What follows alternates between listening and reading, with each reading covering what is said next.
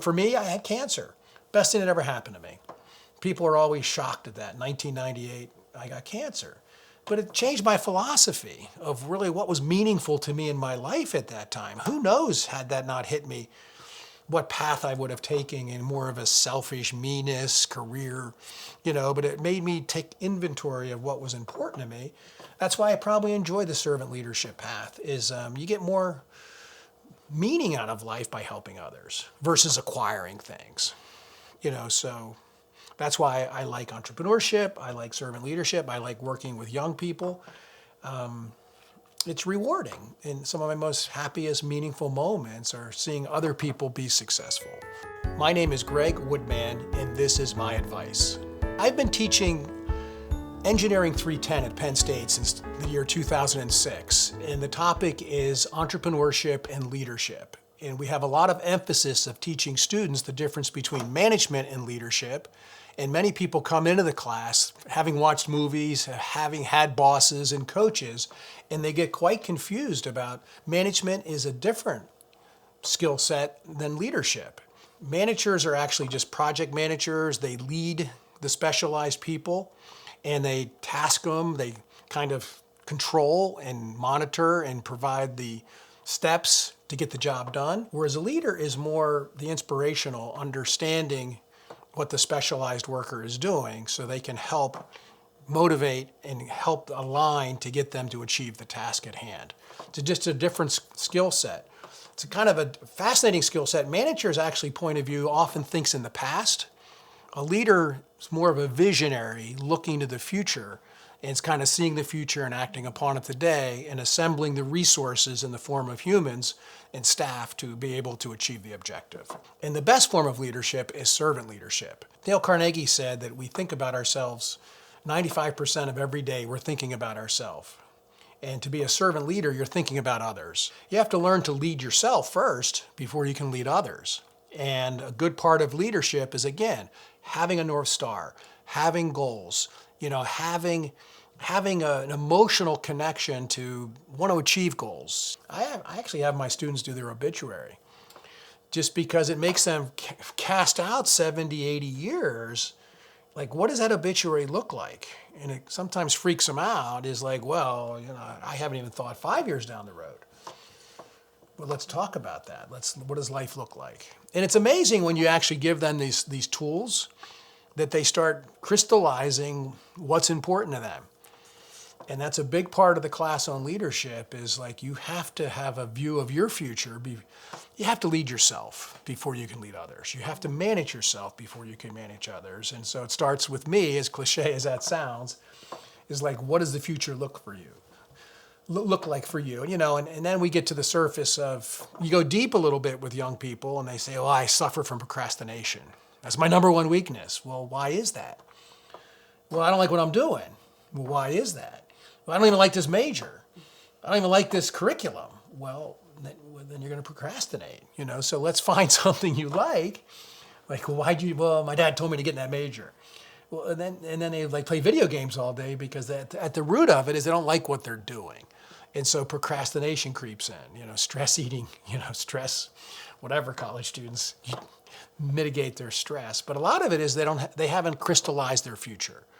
Having a North Star, having goals, having an emotional connection to want to achieve goals. And it shouldn't necessarily be logical. Some of our best goals are emotional, family, and just emotional, sentimental things. And once you have those goals, that's your why, that's your North Star. And then where the management skill set comes in for human beings, or you hire a manager or a coach or a personal trainer, is they help map out the steps. But the leader is more the visionary. We all have it. We all have kind of this leader in us where we see the future and that pulls us towards the goal. And then the management in us kind of tasks us with the step-by-step to achieve the goal. And then we play this role of specialized technician where we have to get in the habits of following the management in ourselves to kind of move. There's a great book, Atomic Habits, small changes, remarkable results, is that you get those steps going, and that's the management in us. And so I always say it's the why are we doing it? What do we need to do it? The why is the leader, the what is the manager, and we as technicians have to do the step-by-step aspect. So servant leadership, it's a calling to help others. Think of people in your life. What teacher, what coach, what friend, what person really saw more potential in you than you saw in yourself. And they were there to help and guide you and you saw it rewarded them to see you successful. They're the people you call as soon as you've achieved something because they were there believing in you more than you believed in yourself. And they lifted you up with resources, encouragement, and guidance. And that is what Robert Greenleaf has said is the true leader, is the servant leader. And many authors say it's level 5 leadership. Level 1 is dictator, you're under my thumb. But level 5 is something that it's popular now, it's written about. It's really difficult to, especially in the stress of small business and the stress of life, to live by the values of being called to serve others. So it's something I'm working on every day. It's easier to teach than actually practice every day. I've been doing it since 2006, and the students report back as they go into companies at young ages. They're leading people often older.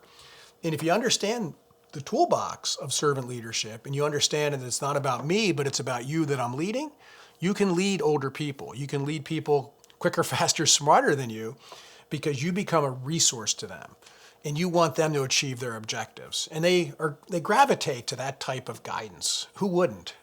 Because you believe in them and you want them to reach their potential. I always tell students, who are the leaders in your life? And a lot of them refer to their mom or their dad. And I say, why is that? And they said, well, they've always given me the resources to be what I could be. They always got me the best coaching. They got me in the right sports teams. They helped me with SAT prep. And I said, there's your role model for leadership. There was a lot of love at the heart of that.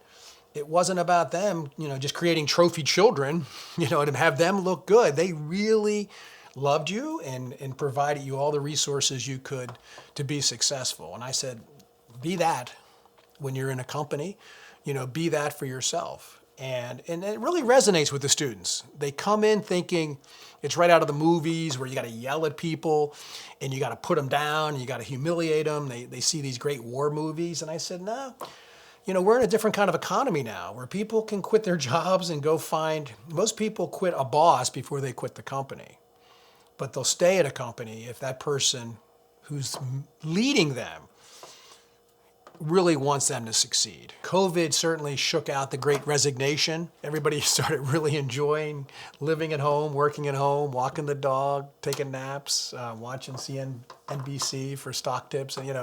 So now the employees really have the leverage right now. And the best employees have a lot of leverage. The talent game really now expects leaders that have that servant.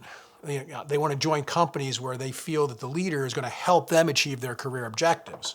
And I always say, how can you help your employees achieve their career objectives if you don't know what they are? You have to ask them questions. You have to do discovery with them of what makes them tick, what makes them enjoy work. And it's not a foosball table. It's not just having your car waxed outside.